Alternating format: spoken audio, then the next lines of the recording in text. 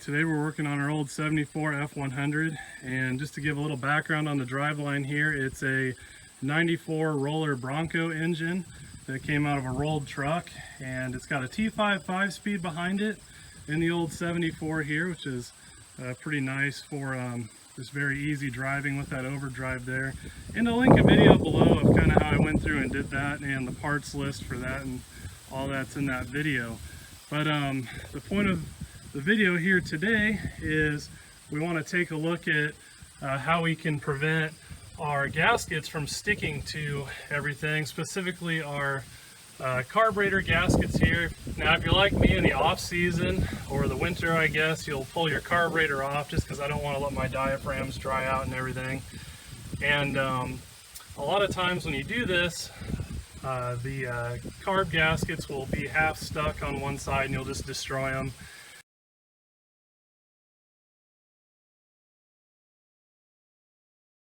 Really, there's not some crazy trick to it. Basically, I use petroleum jelly on these carburetor gaskets, and when you do this, it prevents them from sticking to either the carburetor, the carburetor spacer, or whatever. You know, when you pull your carburetor off, it's just not going to destroy those. They're not going to petrify onto anything. And again, you know, if you have the old cork valve cover gaskets, it works really well for those. But anyway, I'm going to get this all pulled apart and get the carburetor off, and we'll be getting this spacer on. I'll just kind of give you a look of, I guess, how I put this stuff on my gaskets. No real trick to it. It's real simple to do, obviously. So with that, let me get this carburetor ripped off and keep moving right along.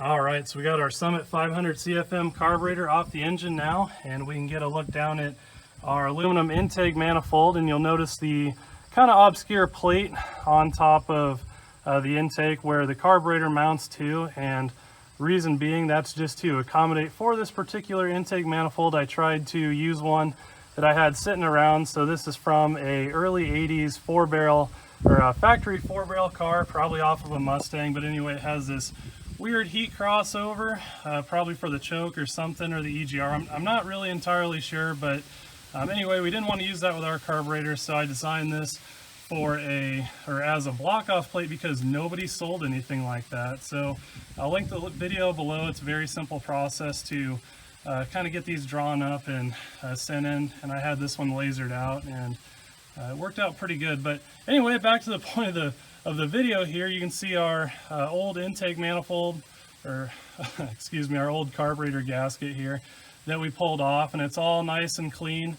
I did this process to this intake or this gasket as well, and it came off all clean and in one piece there. So we could totally reuse this if we wanted to, but given that we're changing things up, we won't. All right, so as you can see, I have one of our gaskets done here at this point, and there's nothing too special to this process. I just take some of the petroleum jelly on my fingers here and just rub it in really good to the gasket. Obviously you're going to have a little bit of excess, but you just want to make sure you get it good and rubbed in so it's good and soaked in there and just not on the surface. And then obviously before we install it, we'll go ahead and wipe off all of our excess. But after I do this, I give it some time just to soak in there a little bit before I install it.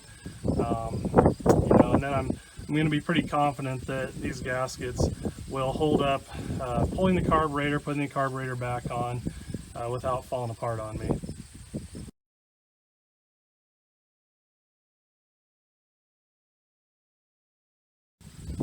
Alright, we have our carburetor all installed back on the engine here. Our carb spacer's in, which is going to do a really good job in combating that heat transfer from the intake manifold to our carburetor and jacking with our air-fuel ratio. If you notice, the engine has a little bit of a tougher appearance with that air cleaner being up higher. The engine just looks larger overall, and again, I'm confident that those gaskets will be able to be reused in the future when we pull off our carburetor and store the truck for the winter.